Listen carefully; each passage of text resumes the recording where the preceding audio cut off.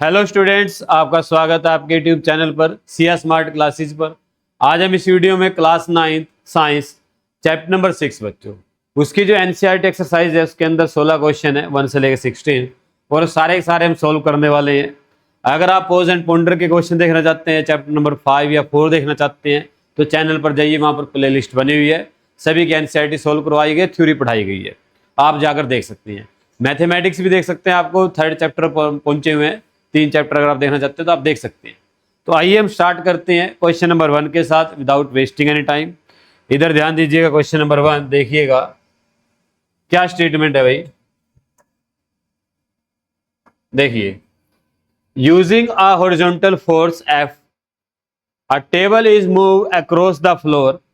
हमारे पास एक टेबल है मान लो, ठीक है, और उसके ऊपर हमने एक फोर्स लगाया एफ हॉरिजॉन्टल, ऐसे सामने की तरफ, ठीक है, एट ए कांस्टेंट वेलोसिटी। और जो ये टेबल है ना कांस्टेंट वेलोसिटी पर चल रही है, फिक्स है। How much is the frictional force exert by the floor on the table. तो आपको बताना है कि यहां पर जो फोर्स ऑफ फ्रिक्शन टेबल और फ्लोर के बीच में बन रहा है, यहां पर जो फोर्स ऑफ फ्रिक्शन बन रहा है, स्मॉल एफ से लिख रहा हूं, स्मॉल एफ से क्या लिख रहे हैं, फ्रिक्शन फोर्स लिख रहे हैं, कैपिटल एफ से क्या लिख रहे हैं हम, जो हमने फोर्स लगाया वो लिख रहे हैं। तो कहते हैं यहां पर फोर्स ऑफ फ्रिक्शन कितना होगा, फोर्स ऑफ फ्रिक्शन कितना होगा अगर हमारा ये ऑब्जेक्ट कांस्टेंट वेलोसिटी से चले। अगर अब आपको याद हो, कांस्टेंट जब वेलोसिटी से कोई ऑब्जेक्ट चलता है कांस्टेंट वेलोसिटी से, तो उस केस में एक्सेलरेशन 0 होता है बच्चों। उस केस में एक्सेलरेशन क्या होता है, 0। और एक्सेलरेशन 0 का मीनिंग क्या होता है, एफ का फॉर्मूला है फोर्स का m इंटू ए। अगर एक्सेलरेशन 0 हो जाए, एफ क्या आ जाएगा, 0। एफ क्या आ जाएगा, 0। इसका मीनिंग क्या हुआ, जब भी कोई ऑब्जेक्ट एक कांस्टेंट वेलोसिटी से चलाना हो तो उसके ऊपर नेट फोर्स कितना होना चाहिए, 0। तो यहां पर नेट फोर्स कितना आएगा, 0। तो इसका मीनिंग क्या हुआ, इसका मीनिंग ये हुआ जितना फोर्स हमने उधर लगाया उतना ही फोर्स ऑफ फ्रिक्शन बनना चाहिए, ताकि दोनों एक दूसरे को क्या कर दे, कैंसिल कर दे। ठीक है, ये अब हमने बात इंग्लिश में लिखी हुई है, मैंने आपको डायग्राम बनाकर समझा भी दी और इंग्लिश में लिखी हुई। देखिए, since the table is moving a constant velocity the net force acting on it 0। कितना फोर्स है, 0 है बच्चों। Therefore the frictional force exert by the floor on the table must be equal in magnitude and opposite in direction. Equal भी होगा और opposite भी होगा, किससे, जो फोर्स हमने अप्लाई किया है उससे। ठीक है, तब जाकर आपको ऑब्जेक्ट कांस्टेंट वेलोसिटी पर चलेगा। क्लियर। चलिए नेक्स्ट क्वेश्चन देखिएगा, समझ में आया होगा उम्मीद करते हैं आपको। अगर आपने चैनल सब्सक्राइब नहीं किया तो चैनल सब्सक्राइब कर लीजिए, मैं आपके बहुत काम आने वाला हूं। इधर ध्यान दीजिएगा भाई, for a ball moving on a smooth frictional surface, एक बॉल है फ्रिक्शनल सरफेस पर चल रही है, फ्रिक्शनलेस सरफेस है, स्मूथ है, कोई फ्रिक्शन फोर्स नहीं है। Choose the appropriate option that will make the following statement physically correct. ये जो स्टेटमेंट लिखी हुई है, इन स्टेटमेंट को ठीक करना हमने। तो देखिएगा भाई क्या स्टेटमेंट है पहले। If no net force is applied on the ball, हमने बॉल के ऊपर कोई फोर्स नहीं लगाना है, ठीक है, नेट फोर्स क्या होगा, 0 होगा। The velocity of ball will be remain same होगी या इंक्रीज होगी या डिक्रीज होगी, ये बताना है। बताइए, अभी किया हमने। अगर नेट फोर्स क्या हो जाए, 0, कोई फोर्स नहीं लगाया, उस केस में वेलोसिटी क्या रहेगी, सेम, कांस्टेंट। अभी किया हमने, तो इस केस में आंसर क्या आएगा, सेम। तो आपका क्या आएगा, सेम। ठीक है, कोई चेंज नहीं होगा। रीजन क्या दोगे, अभी बताया मैंने, F equal to M A according to Newton second law या फर्स्ट लॉ भी लिख सकते हो, दोनों वेरीफाई करते हैं इस चीज को। क्लियर है मोहित। चले नेक्स्ट देखिए भाई, if a net force is applied on the ball, ball के ऊपर नेट फोर्स लगाया, इन द डायरेक्शन ऑफ मोशन, किसकी डायरेक्शन में लगाया, मोशन की डायरेक्शन में लगाया। यानी कि कोई बॉडी उधर जा रही है और मैंने उधर ही फोर्स लगा दिया, तो आप क्या समझते हैं, वेलोसिटी बढ़ेगी या घटेगी या सेम रहेगी, बढ़ेगी। क्योंकि जिस साइड बॉडी जा रही है उसी साइड आपने धक्का मार दिया उसको, तो स्पीड क्या हो जाएगी, बढ़ जाएगी, इंक्रीज हो जाएगी। तो आपका आंसर क्या आएगा, वेलोसिटी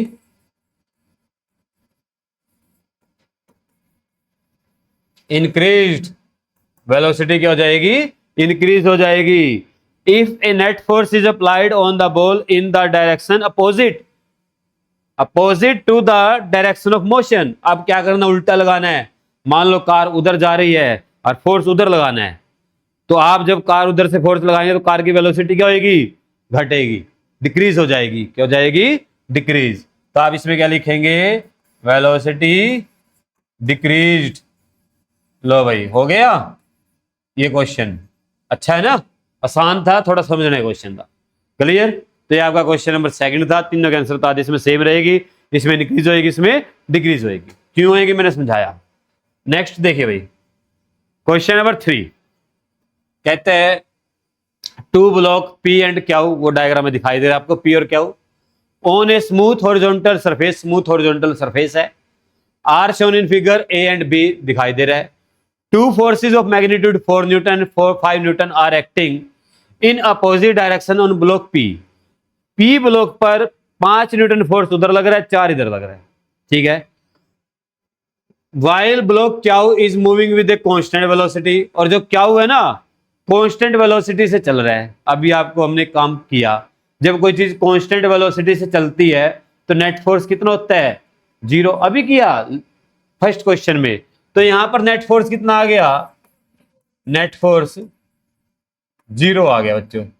कितना आ गया, 0 इस केस में। इसमें नेट फोर्स कितना आया बताओ, नेट फोर्स उधर 5 है, उधर 4 है, तो कौन जीत गया, 5 जीत गया। कितने से जीत गया, 1 से।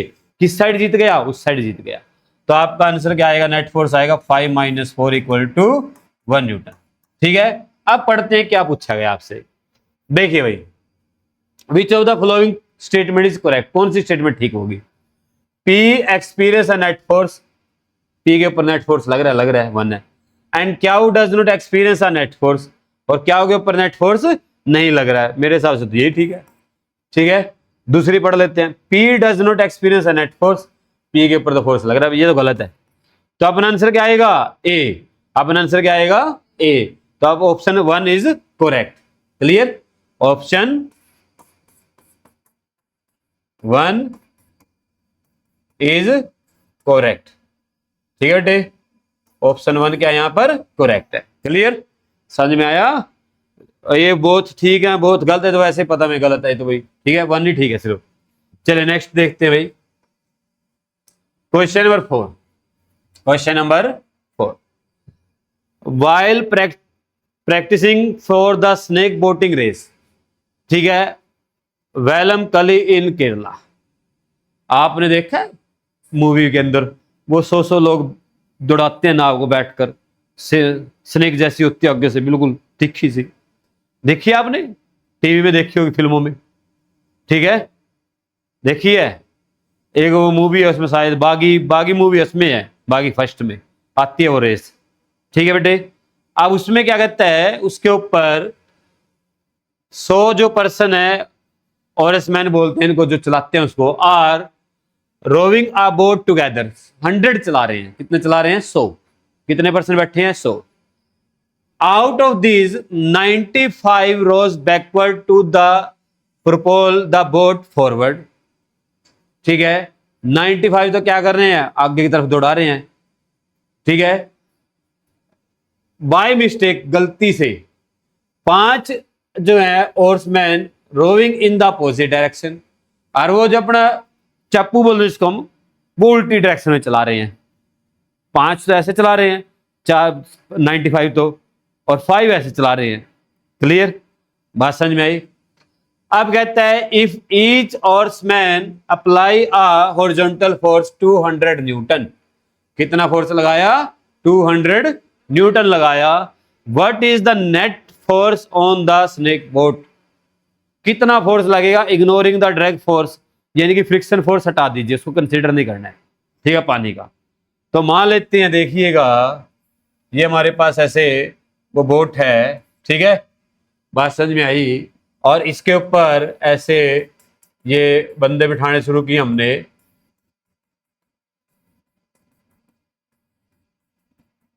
ठीक है, ऐसे बैठे हैं, और कुछ गलती से महा होते ना कलाकार, वो इधर बैठे हैं 5, ठीक है बेटे। 95 तो क्या कर रहे हैं, उधर फोर्स लगा रहे हैं, ठीक है। और 5 क्या कर रहे हैं, इधर फोर्स लगा रहे हैं। समझे बात सभी को। एक बंदा फोर्स कितना लगा रहा है, 200 न्यूटन, एक बंदा। तो फोर्स अप्लाइड बाय 95 ओरेसमैन कितना आएगा बच्चों, 95 इंटू 200। आप समझदार हैं, क्या कहते हो, एक का 200 है तो 95 से मल्टीप्लाई कर दिया, कितना आएगा, मल्टीप्लाई कर लो 10 और 9 2 18 और 19, ये आ गया बच्चों 19,000 न्यूटन। और जो इधर फोर्स लगा रहे हैं, फोर्स एक्सर्टेड या अप्लाइड लिख लो, फोर्स अप्लाइड बाय 5 ओर्समैन, वो कितना आएगा, 5 इंटू 200 कितना आएगा बच्चों, 1000 न्यूटन। क्लियर। अब बताओ उधर वाला कितना है 19,000, इधर वाला कितना है 1000, तो नेट कितना आ गया 18,000। तो नेट फोर्स कितना आ गया भाई, नेट फोर्स आ गया 19,000 माइनस 1000 इक्वल टू 18,000 न्यूटन। लो भाई, आसान क्वेश्चन था, हो गया, समझ में आया सभी को। चलो उम्मीद करता हूं समझ में आया होगा आपको। अब चलते हैं नेक्स्ट क्वेश्चन पर। नेक्स्ट क्वेश्चन क्या हमारा देखिएगा भाई, question number 5। Question number 5, when A net force act on an object, एक ऑब्जेक्ट है उसके ऊपर नेट फोर्स लग रहा है, नेट फोर्स जीरो नहीं है, कुछ ना कुछ लगा हुआ उसके ऊपर नेट फोर्स।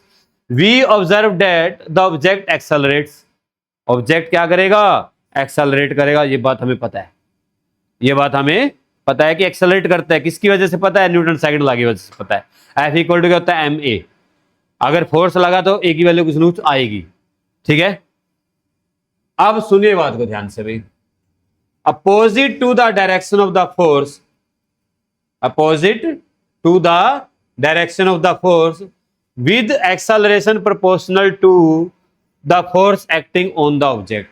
पता है क्या कह रहे हैं, हमने किसी बॉडी के ऊपर नेट फोर्स लगाना है और बॉडी क्या करेगी, एक्सेलरेट करेगी। क्या करेगी बॉडी, एक्सेलरेट करेगी। स्पीड बढ़ाएंगे तो स्पीड बढ़ाने के लिए क्या करते हैं, फोर्स किधर लगाते हैं, जिस साइड आपकी बॉडी जा रही है, ठीक है, जिस साइड बॉडी क्या कर रही है आपकी जा रही है। तो अगर आप अपोजिट डायरेक्शन में लगाएंगे तो एक्सेलरेशन घटेगा, स्पीड कम हो जाएगी। Opposite to the direction of the force, opposite to the direction of the force with acceleration proportional to mass of the object, ठीक है। ये कह रहा है कि किधर लगाना है, अपोजिट डायरेक्शन में, ये भी गलत है। अब हम पढ़ेंगे in the direction of the force, in the direction of the force with acceleration inversely proportional to the force acting on the object, ये भी गलत। जो फोर्स होता है एफ इक्वल टू क्या होता है, एम ए होता है बच्चों, ठीक है। डायरेक्टली का मीनिंग क्या होता है, समझा देता हूं, कई बच्चों समझ में नहीं आया, पता नहीं होगा भी, ठीक है। डायरेक्टली क्या होता है, डायरेक्टली बोलते हैं जब कोई ऐसे सामने होता है, बिल्कुल ऐसे। भाई अगर आप ए की वैल्यू बढ़ाओगे तो एफ की वैल्यू बढ़ेगी, ए की वैल्यू घटाओगे तो एफ की वैल्यू घटेगी, इसको बोलते हैं डायरेक्टली। इनवर्सली क्या होता है, ऐसे प्रोपोर्शनल, उल्टा, डिवाइड में। अगर ए की वैल्यू बढ़ाओगे तो एफ की वैल्यू घटेगी, उल्टा। ए की वैल्यू डिक्रीज करोगे तो एफ की वैल्यू इंक्रीज हो जाएगी। ये इनवर्सली है, ये क्या है, इनवर्सली, और ये क्या है, डायरेक्टली है। ये क्या है, डायरेक्टली, और ये क्या है, इनवर्सली है। तो अब आपका आंसर आएगा इन the direction of the force. अगर आपने किसी बॉडी के ऊपर नेट फोर्स लगाया तो बॉडी कहां पर एक्सेलरेट करती है, जिस साइड आपने फोर्स लगाया, ठीक है, with acceleration proportional to the force acting on the object.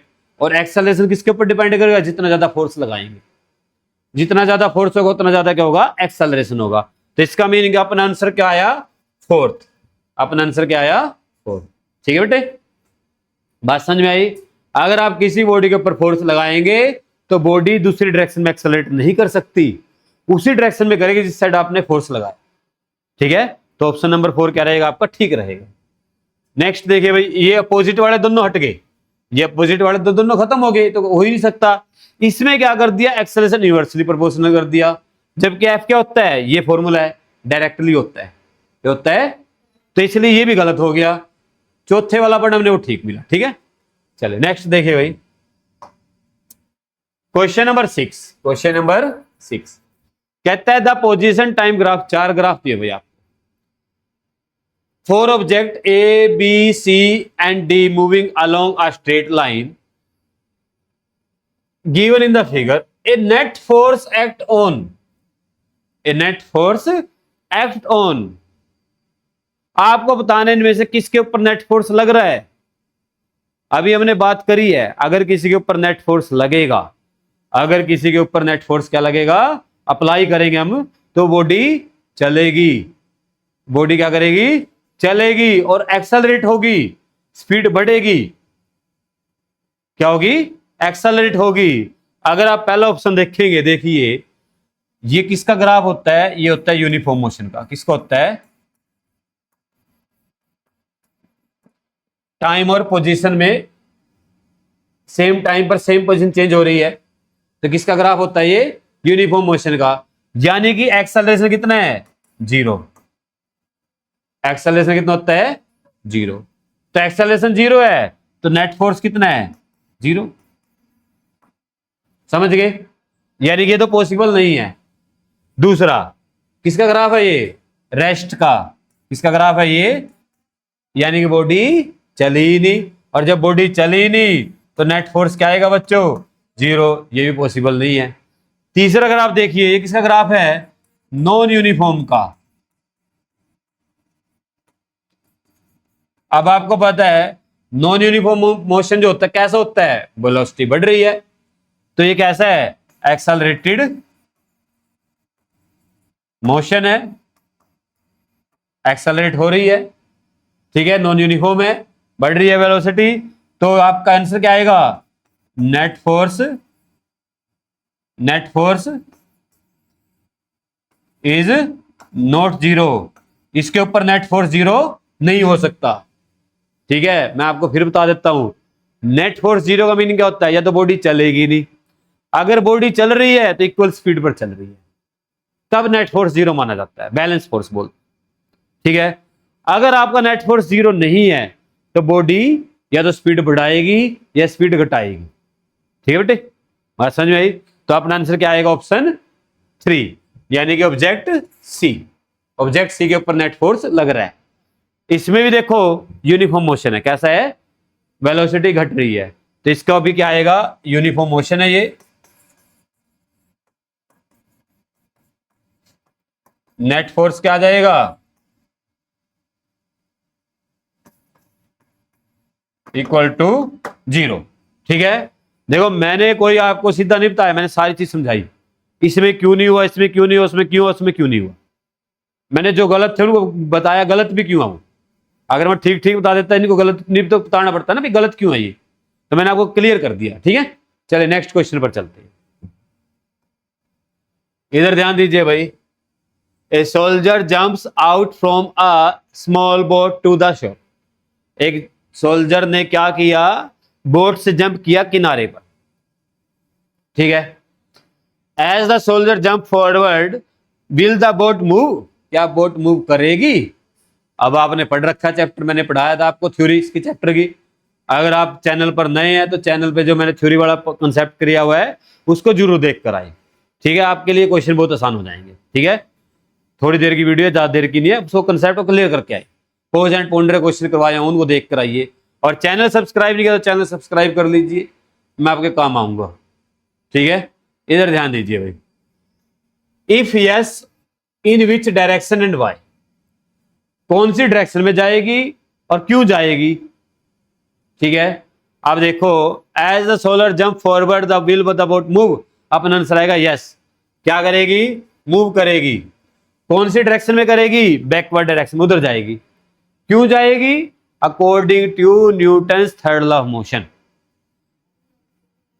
Every action have equal and opposite reaction. जब वो सोल्जर ने बोट से ऐसे जंप किया तो पैर से जोर लगाया, ठीक है, बोट ने उसके ऊपर जोर लगाया, फोर्स लगाया, तो वो तो खुद कूद गया बाहर और बोट चली गई पीछे, ठीक है। इसलिए एडवाइस दी जाती है, जब भी किनारे पर आते हो बोट से जब कूदना है तो बोट को पहले बांध दीजिए, ठीक है। अब वो समझदार आदमी, वैसे तो उसने रस्सी पकड़ी हुई है पर फिर भी थोड़ी दूर तो जाएगी, अगर उसने रस्सी छोड़ दी तो चली गई बोट पीछे, ठीक है। अगर तैरना नहीं आता मेरे जैसा हुआ कोई तो गलत बोला, मेरे जैसे सोल्जर कौन लगाएगा जो मेरे को तैरना नहीं आता है ना। हाँ, तो मेरे जैसा सोल्जर नहीं हो सकता, भाई गलत बोल दिया मैंने, सॉरी। तो कोई अगर अच्छा इन पर्सन है वो तैरना जरूर जानने का, ठीक है। चलिए भाई नेक्स्ट पॉइंट पर चलते हैं। समझ में आए? ये इसके अंदर लिखा हुआ है सारा प्रोग्राम, आप घर जाके नोट बना सकते हैं, नोट कर सकते हैं वो वीडियो में देख के। देखिए भाई क्वेश्चन नंबर 8। अरे वाह, मन तो मेरा भी करा कूदने कैसे करा तुम्हारा भी देख के, मैं भी जंप लगाया ऐसे ना, पर डर लगा यार, है ना, डर लगता है। मेरे को डर पता है किस चीज का, मेरे को डर इस चीज का नहीं मैं इसके ऊपर गिरूंगा, मेरे को डर इस चीज का मैं इस पाइप में लगूंगा, ठीक है, माउंटेन ड्यू पे कूदे, डर के आगे जीत है, फिर भी गिरूंगा तो पाइप के ऊपर ही, ठीक है, क्योंकि मैं इसको पार नहीं कर पाऊंगा, है ना। मेरे को डर ये नहीं कि मैं नीचे गिरूंगा, मैं इस पाइप पे लगूंगा कि पाइप चोट मारेगा यार। हाँ नहीं नहीं नहीं, मैं नहीं, फिर रहने दो, मैं नीचे से निकल सकता हूँ इसके, ठीक है। इधर ध्यान दो भैया, कहता है during a high jump event a landing mat और sand bed is placed for the athlete. जब ऐसे हाई जंप मारता है कोई, उसके लिए हम क्या करते हैं, नीचे मैट लगाते हैं, देखो कितना बढ़िया लगा रखा है, ठीक है। या फिर कोई मिट्टी का ढेर, सॉफ्ट मिट्टी होती है जब उसका ढेर लगा लेते हैं, ठीक है, या कोई क्वेश्चन वाली जो दबती चीज वो लगा लेते हैं। आइए समझ में। अब इसका लॉजिक क्या है, इसका लॉजिक ये है कि जब आप मैट पर गिरेंगे, ऐसे आके मैट पर लगेंगे, आपकी जो मोमेंटम है, आपकी बॉडी मोशन में है, आपके पास मास है, तो मास इन मोशन क्या होता है, मोमेंटम होता है, आपकी बॉडी के पास मोमेंटम आ गया। तो जब आप आगे ऐसे टच किया आपने फर्श फ्लोर को और आपकी मोमेंटम एकदम से जीरो हो गई, मोमेंटम क्या हो गई एकदम से, टाइम कम मिला। तो जब टाइम आपको कम मिलता है ना मोमेंटम चेंज करने के लिए, तो चोट लगती है, क्या लगती है, चोट, यानी फोर्स ज्यादा लगता है। एक क्रिकेट प्लेयर होता है, कैच करता है, हाथ पीछे करता है ऐसे, उसका लॉजिक यही है, जैसे उसने आज से हाथ पीछे किया तो उसने मोमेंटम आराम से कम किया, गेंद का टाइम ज्यादा लिया। अगर वो ऐसे यहीं पर कर लेता ना कैच, ऐसे चोट लगती उसके, ठीक है। तो ये कंसेप्ट किसका है, न्यूटन का second law, according to Newton second law motion. अगर आप मोमेंटम को चेंज करने में टाइम दे दोगे, टाइम बढ़ा दोगे, तो फोर्स क्या हो जाता है, कम हो जाता है। तो इसका आंसर क्या लिखेंगे हम, according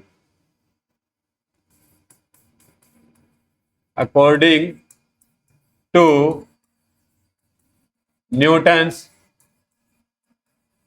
second law of motion. क्या लिखना है भाई, देखो आधा नंबर आ गया, अगर इतनी बात में लिख के हाफ मार्क्स आपको मिल गया, ठीक है, 2 का।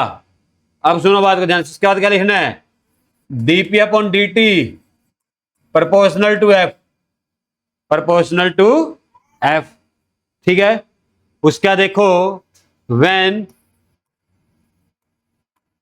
We used landing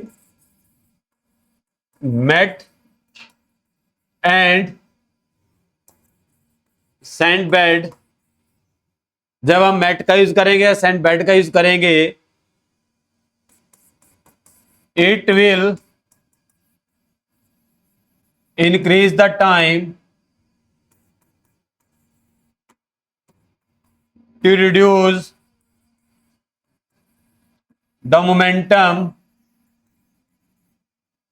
of body। ये क्या करता है, टाइम इंक्रीज कर देता है। तो therefore amount of force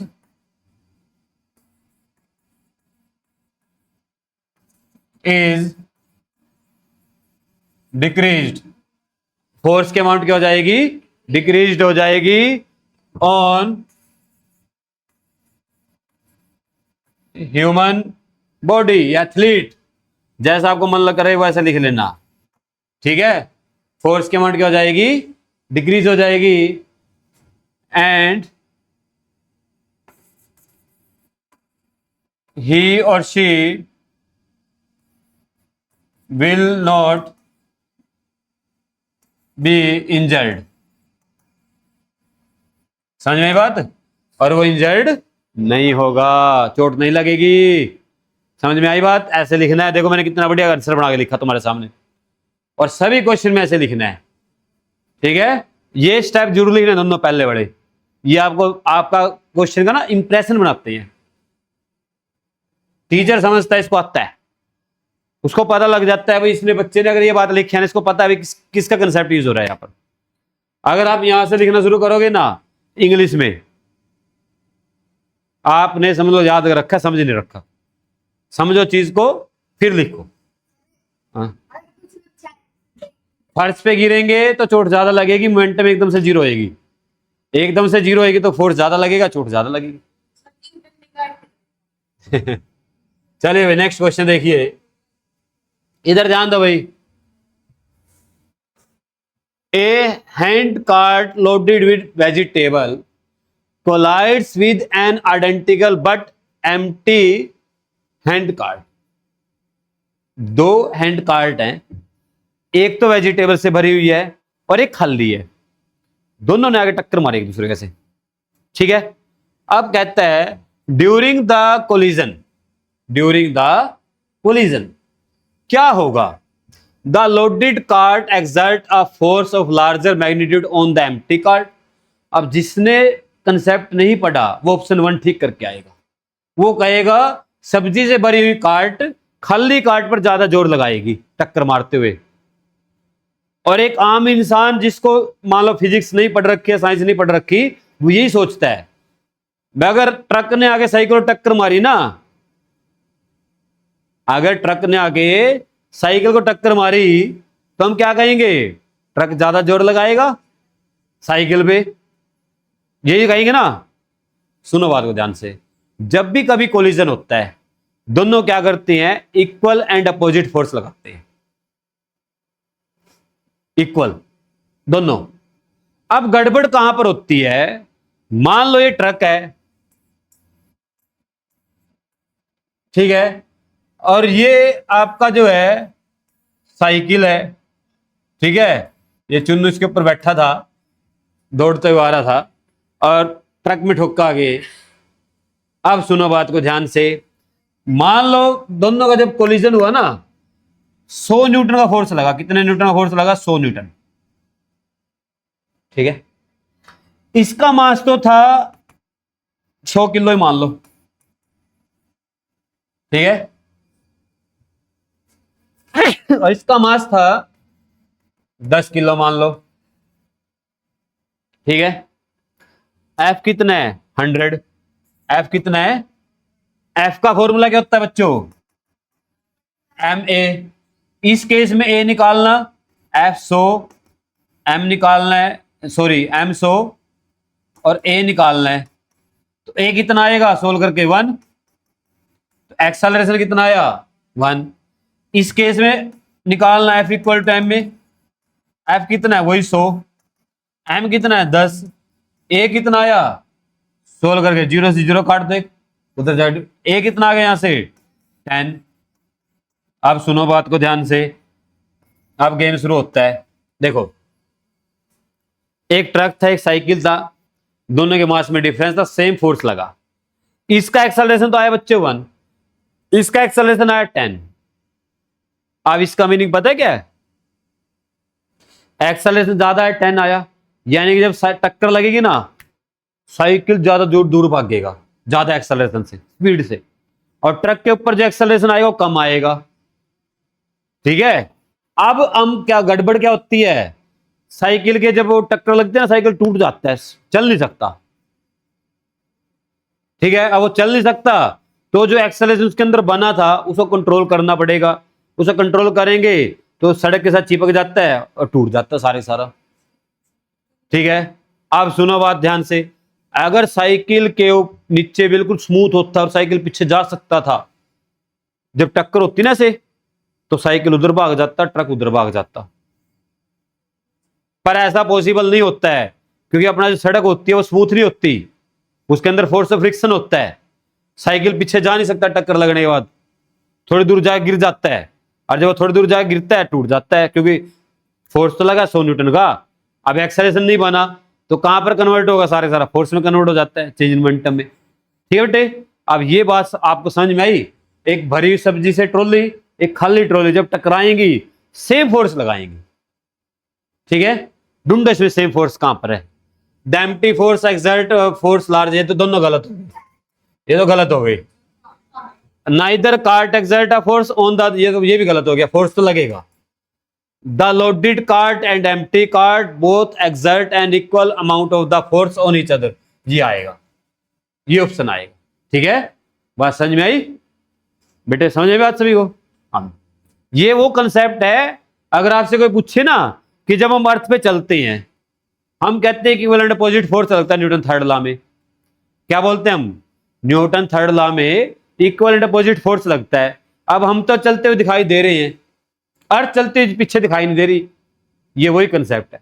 अर्थ का मास बहुत ज्यादा होता है तो एक्सेलरेशन छोटा बनता है, हमारा मास कम होता है तो एक्सेलरेशन ज्यादा बनता है। हम तो चलते हुए दिखाई देंगे, अर्थ चलती हुई दिखाई नहीं देगी, समझे बात।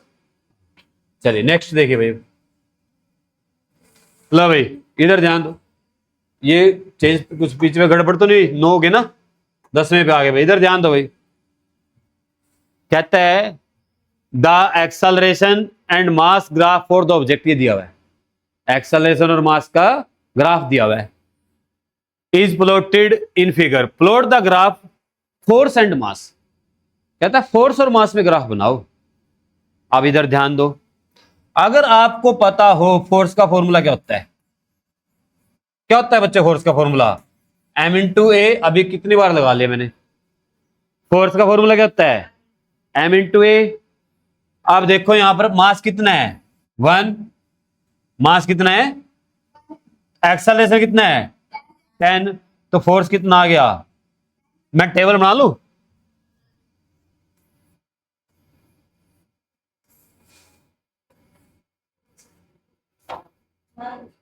मास ए और एफ, इधर ध्यान दो भाई, जब मास 1 है और एक्सेलरेशन 10 है तो फोर्स कितना आएगा 10 न्यूटन। न्यूटन में वो फोर्स अंडरस्टूड है, कैसे निकाला, एम की और ए की मल्टीप्लाई करके। ठीक है, जब मास 2 है, ए कितना है 5, तो मास जब 2 है, ए कितना है 5, अब फोर्स कितना आएगा, अब फोर्स कितना आएगा बताओ, 10, सेम आएगा क्योंकि m इंटू ए। अब m की वैल्यू कितनी आ जाएगी 2 और a की कितना आ जाएगी 5, अभी भी कितना आएगा 10 आएगा। ठीक है, 10 आ गया। तीसरा केस, जब मास 4 है, जब मास कितना है 4 है, तो एक्सेलरेशन कितना है 2.5, तो जब मास 4 है तो एक्सेलरेशन कितना 2.5, तो कितना आएगा 10, डाई का टेबल नहीं आता, 2.5 जा 2 जा 5 और 5 2 जा 10, ठीक है 10 आएगा। क्लियर, अब इधर ध्यान दो, जब मास 5 है तो सॉरी, हाँ मास 5 है तो एक्सेलरेशन कितना 2, एक्सेलरेशन कितना है 2, तो मास 5 है तो एक्सेलरेशन कितना बच्चों 2, अभी भी कितना आएगा 10 आएगा, अभी भी कितना आएगा, समझ गए, डन। चलो अब ग्राफ बनाते हैं, किस किस के बीच में बनाना है, फोर्स और मास के बीच में। लो इधर ध्यान दो, इधर रख लेते हैं मास को 0 1 2 3 4 5, ठीक है, इधर लेके देते हैं फोर्स को 5 और 10। देखो जब मास 1 है तो फोर्स कितना 10 है, तो ये 1 है तो यहां पर पॉइंट आ जाएगा। ठीक है, जब मास 2 है तो फोर्स कितना 10 है। ठीक है, जब मास 4 है फोर्स कितना है फिर 10 है। जब मास 5 है तो फोर्स कितना है फिर से 10 है। ये आ गया ग्राफ। किस किस के बीच में है? रेस्ट पे नहीं है, फोर्स है वो, यानी कि यूनिफॉर्म फोर्स लग रहा है। ठीक है, न्यूटन में, और ये मास किलोग्राम में उधर। समझे बच्चों बात आपको? ये ग्राफ बनाना अपने ऐसे पेपर में, अगर आ जाए तो पहले टेबल बनाने फिर ग्राफ बनाना है। कर लोगे? डन। चलो नेक्स्ट करते, देखिए इधर ध्यान दो भाई। Question number 11, question number 11। इधर देख ले, मैं WWE देख के आता हूं मैं भी घर से, ठीक है ना। बेंच पे ऐसे पैर रखूंगा, उछल के ऐसा मुक्का लगेगा रोमन रेंज वाला, यहाँ पर मजा आ जाएगा। लाइव हो जाए काम, यहाँ लाऊंगे कैमरे के सामने लगा है, डिशुम डिशुम बंदूक निकाल ली। आओ इधर ध्यान दो भाई, नेक्स्ट क्वेश्चन देखिएगा। द वेलोसिटी टाइम ग्राफ, ये वेलोसिटी टाइम ग्राफ है बच्चों, of an object mass 10 kilogram. Mass कितना उसका? 10 किलोग्राम है। ठीक है, moving along a straight path, सीधी लाइन पर चल रहा है वो। कैलकुलेट द फोर्स, क्या करना आपने? Calculate force. अब आपको पता है बच्चों फोर्स का फॉर्मूला क्या होता है? एम इंटू ए। एम इसने दे रखा है स्टेटमेंट में 10, ए निकालना है। क्या निकालना है? ए निकालना है ग्राफ से। अगर आपको ए का फॉर्मूला याद हो, v minus you upon T होता है, समझदार हैं आप। u क्या होता है? Initial velocity. v क्या होता है? Final velocity. और इनिशियल वेलोसिटी कब होती है? जब टाइम 0 होता है। और फाइनल वेलोसिटी कब होती है? जब टाइम मैक्सिमम होता है। फाइनली देखो, जब टाइम 0 है, 0 सेकंड है जब टाइम, ठीक है, जब टाइम 0 सेकंड है तो वेलोसिटी कितनी है बच्चों? 10। वेलोसिटी कितनी है? तो यानी कि u कितना आ गया? 10 आ गया। जब टाइम कितना है? 0 है। ठीक है, जब टाइम 8 सेकंड हुआ तो वेलोसिटी कितना हो गया? 30। जब टाइम 8 सेकंड हुआ तो यहां से वेलोसिटी कितना आ गया? 30। ठीक है, तो जब टाइम 10 हुआ तो वेलोसिटी फाइनल आ गई 30 मीटर पर सेकंड। क्लियर? बात समझ में आया?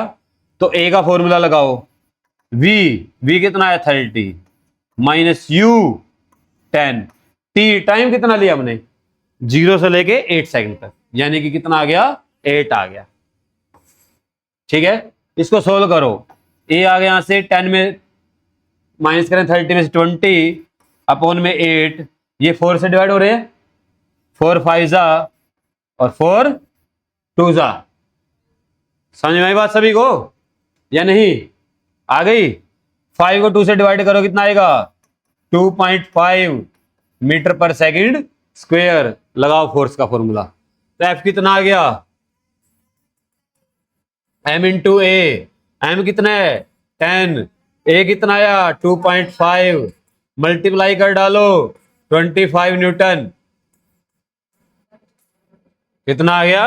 25 न्यूटन। समझ में बात सभी को? पक्का? घबराना नहीं है जब तक मैं साथ हूं, ठीक है। और मैं पता नहीं कब साथ छोड़ देता हूं, मैं भाग जाता हूं टाइम पे, ठीक है। इधर ध्यान दो भाई, नेक्स्ट देखिए। लो भाई, जबरदस्त क्वेश्चन, ब्रांडेड। ठीक है, ऐसे क्वेश्चन प्लस 1 में देखे जाते हैं, पर कई बार 9th क्लास में भी आ जाते हैं। ठीक है, समझना पड़ेगा। देखिए स्टेटमेंट क्या कहता है। ए बुलेट ऑफ मास 50 ग्राम। एक बुलेट है। बुलेट कौन सी है? जो गन में डालकर चलाई जाती है, वो वाली बुलेट है। कितना मास है इसका? 50 ग्राम सिर्फ। ठीक है, इतनी काफी होती है इंसान के लिए। 50 ग्राम की चीज होती है, आर पार निकल जाती है। इधर ध्यान दो भाई, moving with the velocity 100 metre per second, और ये किस स्पीड से चल रही है? उधर 100 मीटर पर सेकंड स्पीड से चल रही है, 100 की स्पीड से। फायर कर दिया। क्या कर दिया? फायर कर दिया। Enter a heavy stationary wooden block. एक सामने लकड़ी का ब्लॉक रखा हुआ, बहुत हैवी है। ठीक है, यानी इसका मीनिंग कहना क्या चाहता है? जब उसके ऊपर जाके बुलेट लगेगी ना, वो हिलेगा नहीं, ये कहना चाहता है। बुलेट जाके उसके ऊपर लगी and stop after penetrating a distance 50 centimetre. क्या हुआ ये जो ब्लॉक ऐसे बुलेट इसके ऊपर आगे ऐसे लगती है, कितनी स्पीड से लगती है बच्चे? 100 मीटर पर सेकंड से लगती है। कितने से लगेगी? 100 मीटर पर सेकंड से। ठीक है, कितनी दूर जाके रुक गई ब्लॉक के अंदर? 50 सेंटीमीटर। यानी कि मान लो यहां से यहां तक ऐसे कवर किया 50 सेंटीमीटर, और यहां पर आके जो हो गई बुलेट रुक गई। यहां पर वेलोसिटी कितनी हो गई? 0। भाई इधर ध्यान दे लो, मैं शरारत ना करो, बड़ा अच्छे क्वेश्चन है, समझ लो, बार बार थोड़ी मजा आएगा समझाने में।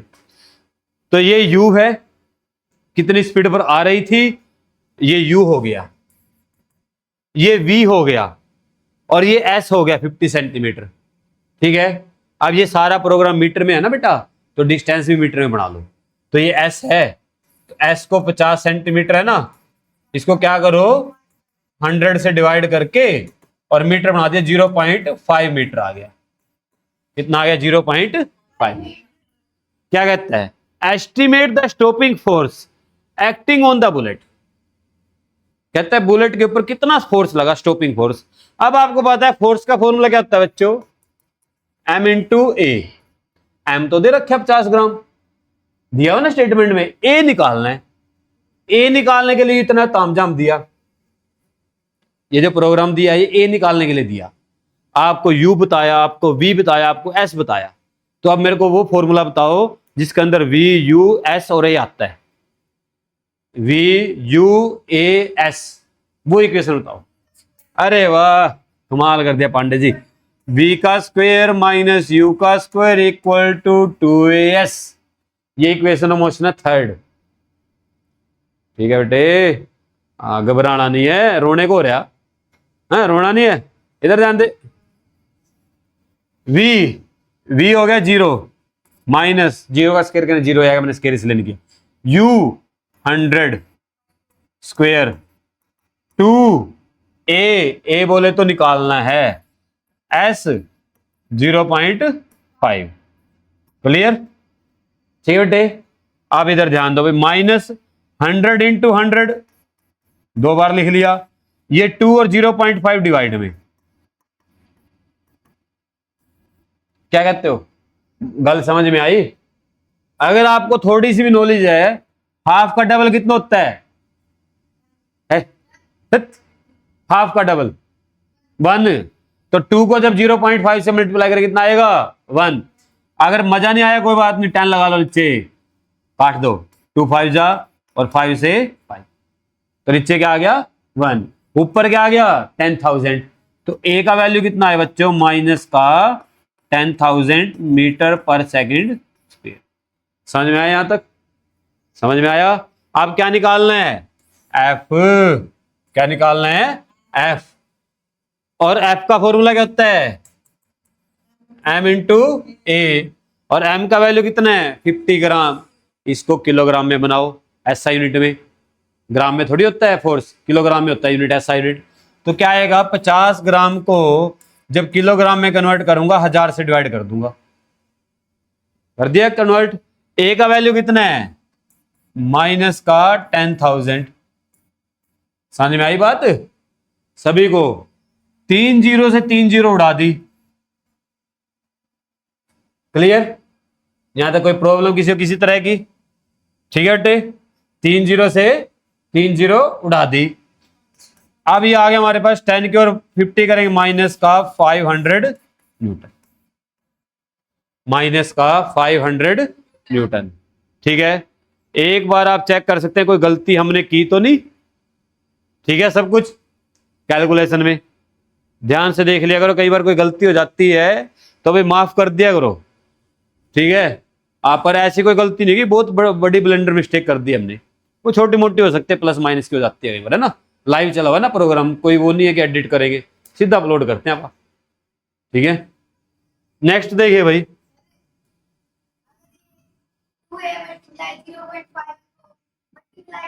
वन ए आ जाएगा। 1 को 100 के स्क्वायर से डिवाइड करेगा, 1 को 100 का स्क्वायर ही तो आएगा, फिर भी बात तो वही है। कान पकड़ रहा है, कान ऐसे पकड़ेगा आसान रहेगा, ऐसे पकड़ेगा दिक्कत आएगी। ठीक है, इसके लिए फिटनेस चाहिए। ठीक है, हाँ इधर ध्यान दो भाई, नेक्स्ट देखिए। लो भाई, an act footballer convert a plenty shot bye kicking the football with A speed 108 kilometre per hour. Kick मारी, ठीक है, और किक मारने के बाद फुटबॉल के पास कितनी स्पीड आ गई? 108 किलोमीटर पर आवर। ठीक है, मान लेते हैं स्टार्टिंग में जो फुटबॉल होती है रेस्ट पर थी, किक मारने से पहले तो रेस्ट पर थी ना, तो यू कितना हो गया? 0। किक मार दी, स्पीड कितनी आ गई, वेलोसिटी कितनी आ गई? 108 किलोमीटर पर आवर। अब किलोमीटर पर आवर का तो हमारे पास कोई काम ज्यादा होता नहीं, मीटर पर सेकंड का होता है, तो इसको मीटर पर सेकंड बना लो पहले ही, 5/18 से मल्टीप्लाई कर दो। ठीक है, अब बताओ कितने पे जाएगा? 6 पे, 18 6 जा 18 6 जा 108 और 6 के 5 करेंगे तो 30 मीटर पर सेकंड। यहां तक तो ठीक है, बराबर। आगे पढ़ते हैं। The estimate the force the imparted by the 100 newton it 800 newton. Force कितना है? 800 न्यूटन है। The mass of the football, mass दिया फुटबॉल का भाई, कितना दिया बच्चों? 0.4 किलोग्राम में है। Calculate the time of contact between the foot and the ball. कितना टाइम लगा इसे किक मारने में? इसको बोलते हैं इंपैक्ट। क्या बोलते हैं इसको? टाइम ऑफ इंपैक्ट कितना होगा वो निकालना है। ठीक है, कैसे निकालते हैं इधर ध्यान दीजिए, समझिएगा बात को ध्यान से। मेरे पास ना u है, v है, ठीक है, t निकालना है।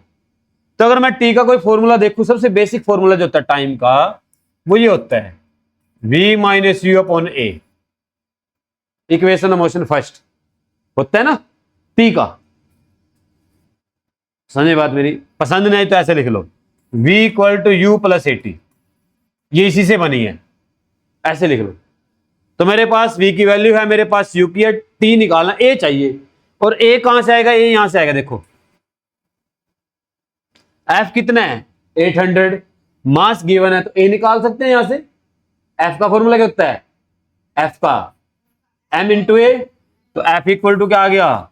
m इंटू ए। तो f की वैल्यू आ गई बेटा 800, और m निकाल दिया हुआ 0.4, a निकालना है, तो ये 0.4 डिवाइड में जाएगा उधर, तो यहां से a कितना आएगा? तो a आ गए हो 800 अपॉन में 0.4, पॉइंट हटाया, 10 ऊपर लगाया, ठीक है, 8 को 4 नाल उठाया, तो 200 और 10 की मल्टीप्लाई करें कितना आएगा? 2000 मीटर पर सेकंड स्क्वायर। कितना आ गया? 2000 metre per second square. Clear? कोई दिक्कत किसी तरह किसी को? सब कुछ ठीक है यहां तक? कोई गलत तो नहीं है कुछ भी? चलो अब निकालते हैं टी।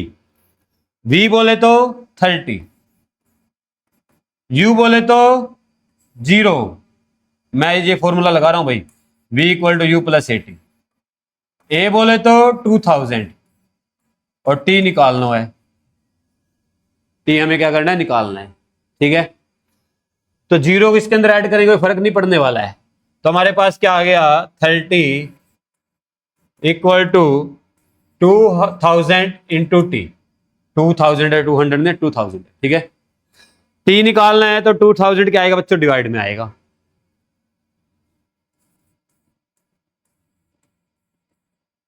लो भाई, अब ये डिवाइड करनी है हमने, अगर हम इस डिवाइड को कर गए खत्म। ठीक है, देखिए पॉइंट्स 1 0 से 1 0 काट दी, ठीक है। मैं ना 2 पे काटता हूं, ये तो आ गया 100, ये आ गया 1.5। 2 पे 3 को 2 से डिवाइड करें 1.5 आएगा, तो मेरे पास क्या आ गया? 1.5 अपॉन में 100 इक्वल टू टी। ठीक है, अब 100 से डिवाइड करना है तो पॉइंट को क्या करते हैं? 2 डिजिट और शिफ्ट कर देते हैं, तो ये पॉइंट इधर शिफ्ट होगा 2 डिजिट, क्या आएगा? 0 point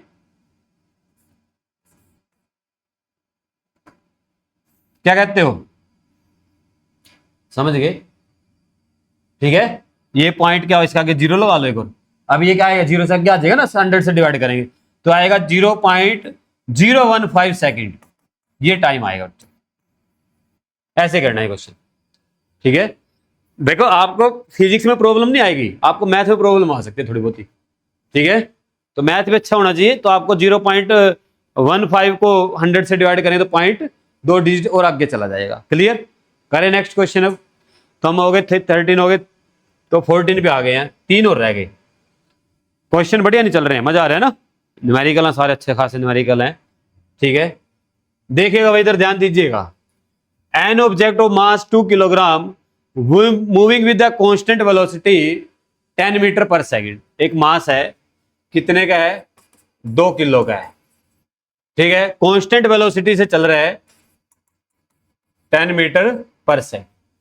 encounter a rough patch, जब ये चल रहा था ना, रास्ते में क्या हुआ, एक रफ सरफेस आ गया बीच में, ऐसे, ये तो था स्मूथ सरफेस, आगे आ गया ऐसे रफ सरफेस, ठीक है।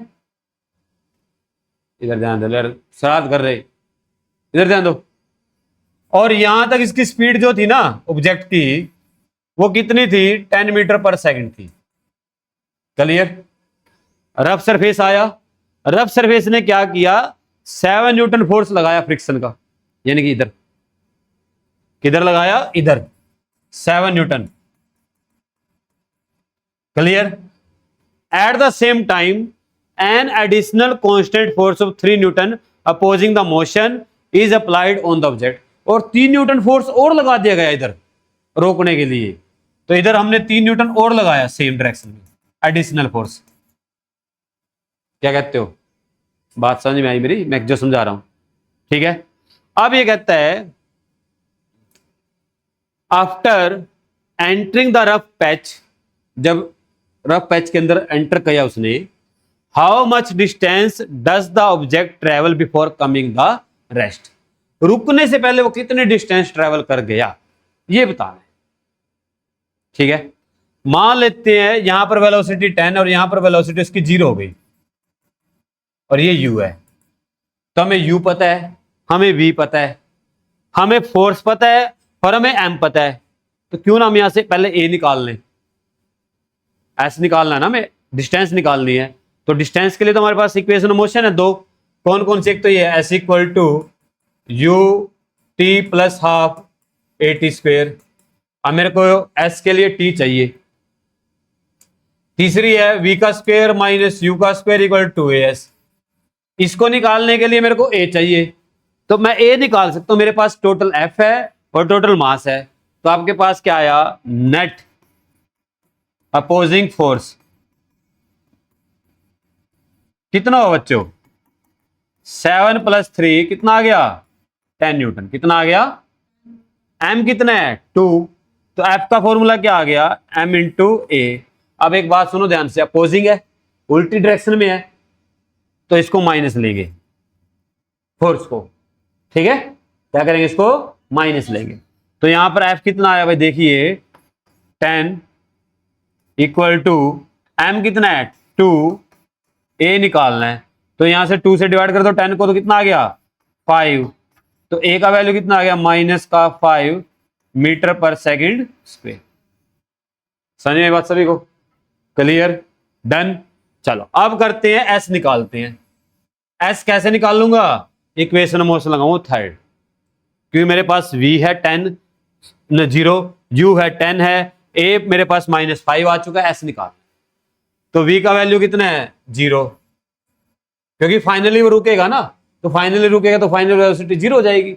तो u कितना आ गया, v 0 आ गया, तो u कितना 10 का स्क्वायर, 2 a कितना है -5, और s निकालना है, ठीक है, s मल्टीप्लाई में इसके। क्लियर, तो ये आ गया 0 का स्क्वायर करेंगे 0 -100, 2 की 5 से करेंगे माइनस का 10, और साथ में s, साथ में क्या है s। यहां तक बात समझ में आई, माइनस से माइनस उड़ाया, s निकालना 10 डिवाइड में, तो 10 100 अपॉन में 10 करेंगे तो कितना आ जाएगा बच्चों, 10 मीटर। कितना आ जाएगा, तो कितने डिस्टेंस कवर करेगा रुकने से पहले, 10 मीटर। ये निकालना, ठीक है। आइए समझ में। तो यहां पर इक्वेशन लिख लेना बेटा पहले, v का स्क्वायर माइनस u का स्क्वायर इक्वल टू as लगाने से पहले, ठीक है। ऐसे करना है पेपर में क्वेश्चन, क्लियर। अगर आपने यहां पर माइनस में नहीं लिया इसको a को, पता क्या होगा, गड़बड़ गड़बड़ क्या होगी, ये आपका जो s आएगा ना माइनस में आ जाएगा, s किस में आ जाएगा, माइनस, ठीक है। तो समझ जाना कहीं ना कहीं माइनस की गड़बड़ होगी, क्लियर। चलिए नेक्स्ट भाई देखिए क्वेश्चन नंबर 15, क्वेश्चन नंबर 15 लो भाई, हाँ जी। ए ट्रैक्टर पुल्स अ हैरो,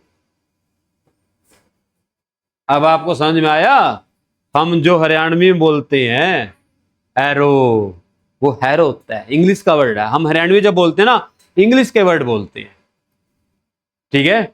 अब ट्रैक्टर है, ये ट्रैक्टर बोल लेंगे, हैरो है, हैरो एरो बोल लेंगे, ट्रेलर है, टेलर बोल लेंगे, ठीक है। बोलते हैं ना, मान लो पेज, पेज पेज को बोलते हैं पिज्जा, इंग्लिश इंग्लिश होता है पेज, इंग्लिश देखो इंग्लिश के रैंड भी कैसे बनाई कमाल, देखो पिज्जा, ठीक है ना। तो बहुत सारे ऐसे, अब जैसे पॉइंट्स में कर लो, पॉइंट्स नहीं नहीं पॉइंटों में कर लो, पॉइंटों में, मतलब पॉइंट्स का भी, पॉइंट का भी होता है ना प्लूरल, पॉइंटों बना दिया है, ऐसे नहीं लगाया, वो लगाया पीछे पॉइंटों वो तो चलो चलती है बात, इधर ध्यान दो भाई। नेक्स्ट देखिए, a tractor pulls a harrow of mass m1 with a net force f, कितना फोर्स लगा रहा है वो, f, मास है m1 और फोर्स कितना लगाया बच्चों, f1 लगाया, रिजल्टिंग इन एन एक्सेलरेशन, और एक्सेलरेशन कितना आया, a1 आया, ठीक है, समझे बात। दूसरा concept, the same tractor pull a trolley of mass m2, अब मास कितना आया, m2 आया, फोर्स कितना लगाया, f है भाई, f2 नहीं f है, फोर्स कितना लगाया, f लगाया, और एक्सेलरेशन कितना प्रोड्यूस करेगा, a2। कंडीशन समझ में आ गई दोनों। आप कहता है if the tractor now pulls the trolley with the harrow, दोनों इकट्ठे जोड़ लिए, ट्रॉली भी लगा ली और हैरो भी लगा ली, ठीक है, on it with the same force, अब फोर्स सेम रहेगा, फोर्स क्या रहेगा, सेम रहेगा। कहता है then obtain an expression the resulting acceleration in the term of a1 and a2, ठीक है, a1 और a2 की फॉर्म में निकालना है। देखो जब आपने दोनों को इकट्ठा जोड़ा, एक का मास m1 है, एक का मास m2 है, नेट फोर्स कितना लगा रहे हो बच्चों आप, f, नेट फोर्स कितना लगा रहे हो आप, f, तो f का फॉर्मूला क्या बनेगा, m1 प्लस m2, साथ में क्या आएगा, एक्सेलरेशन a मान लिया, एक्सेलरेशन क्या मान लिया, a। भाई इधर ध्यान दो, नीचे नीचे से परेशान नहीं करना एक दूसरे को, और मैं परेशान करने लग गया फिर तुम देख लेना, इधर ध्यान दे ले। तो यहां से a निकालना है, तो a का फॉर्मूला क्या आया, f अपॉन में m1 प्लस m2 इक्वल आ गया a, इक्वल किसके आ गया, a के, क्लियर, यहां तक बात समझ में आई। अब मेरा जो टारगेट है ना, क्या टारगेट है, हम चाहते हैं कि हमारा जो फॉर्मूला ना a1 और a2 की फॉर्म में आइए, किसकी फॉर्म में आइए, a1 और a2 की। तो मैं यहां से f की अगर वैल्यू निकाल लूं, किसकी निकाल लूं वैल्यू, f की, कितनी आएगी f की वैल्यू, बताना भाई आप लोग, यहां से f की वैल्यू इस केस में कितनी आएगी, m1 a1, समझदार हैं आप, कितनी आएगी, m1 और a1, ठीक है। अगर m1 की निकालनी पड़ जाए तो कितनी आएगी, m1 की a1 से डिवाइड कर दो,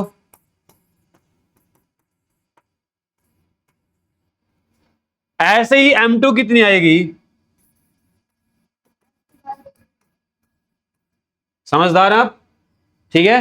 यहां पर क्या करो, इसमें m1 और m2 की वैल्यू पुट करो, इसको मान लो इक्वेशन नंबर 1, इसको मान लो इक्वेशन नंबर 2, इसको मान लो इक्वेशन नंबर 3, ठीक है, समझिएगा सभी को।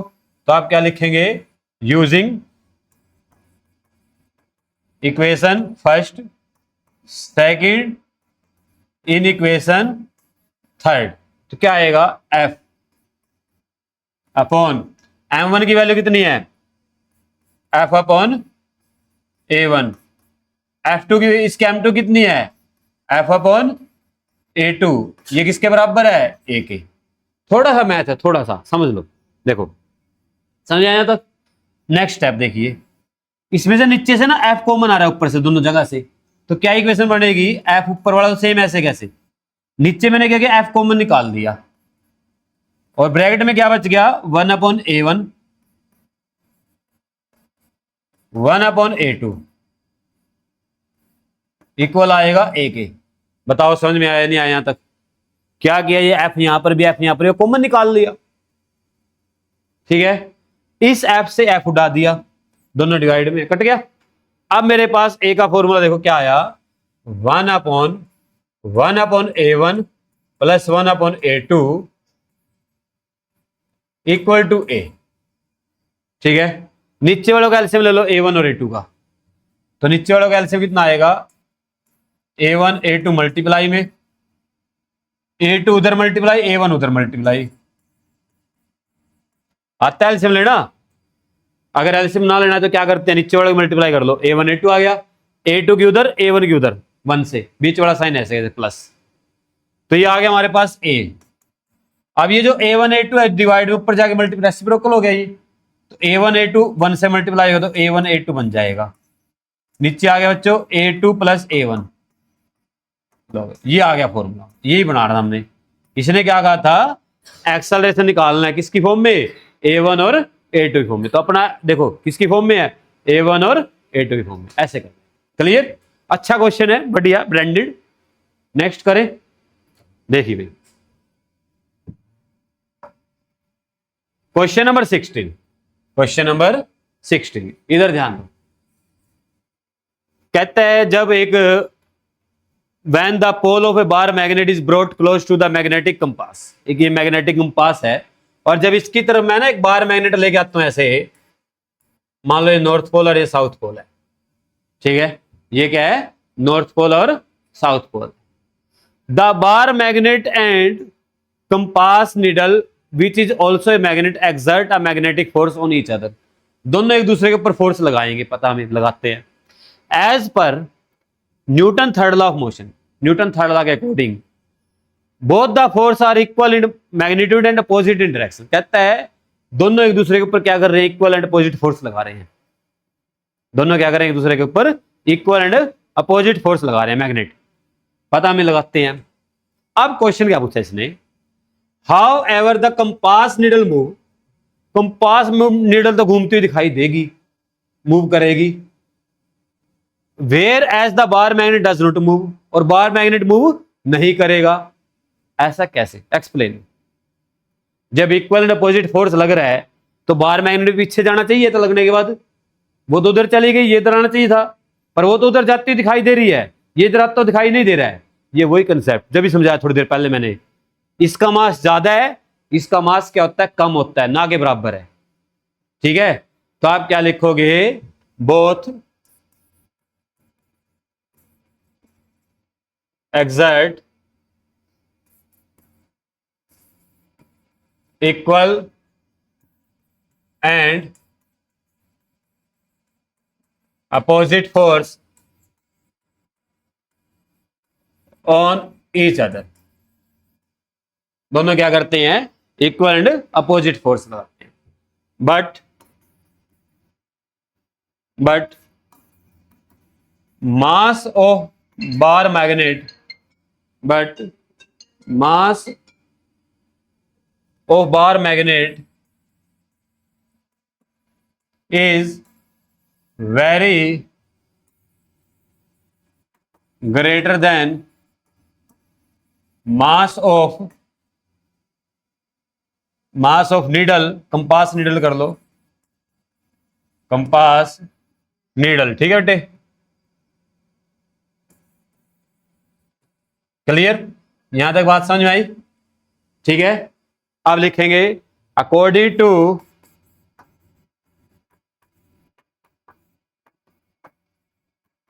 Newton's second law of motion,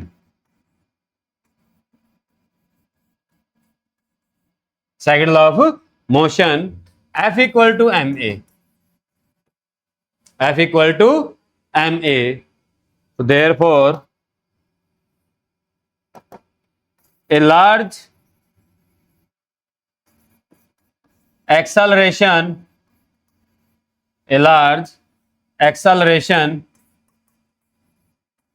is produced in compass needle. ठीक है, क्या होता है, एक लार्ज कम एक्सेलरेशन प्रोड्यूस, क्योंकि उसका मास कम है, फोर्स तो बराबर है दोनों के ऊपर। अभी मैंने एक समझाया भी था एक एग्जांपल में या क्वेश्चन में, भाई अगर मास कम है तो एक्सेलरेशन ज्यादा हो जाएगा, मास ज्यादा है तो एक्सेलरेशन कम हो जाएगा। तो नीडल का मास बहुत कम है तो उसके अंदर एक्सेलरेशन ज्यादा आएगा, ठीक है, एज कंपेयर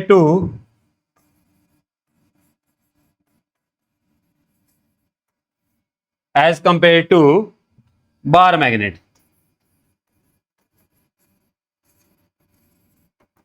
ठीक है, hence bar magnet does not show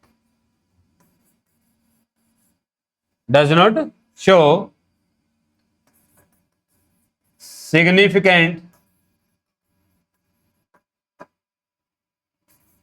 movement. ठीक है, उसके अंदर कोई सिग्निफिकेंट मूवमेंट जिसको हम कैलकुलेट कर सके वो मूवमेंट नहीं होती है, जिसको हम ऑब्जर्व कर सके, पर होता है थोड़ा सा, होगा जरूर, वो पीछे आएगा पर हमें दिखाई नहीं देता, इतना कम होता है। ठीक है, तो ये आपका क्वेश्चन नंबर 16 था बच्चों, इसका आंसर ऐसे लिखना आपने पेपर में अगर आ जाता है तो। ठीक है, नोट कर लेना इसको अच्छे से नोटबुक के ऊपर। तो बच्चों अगर आपको वीडियो अच्छी लगी है चैनल को सब्सक्राइब कीजिए, शेयर कीजिए।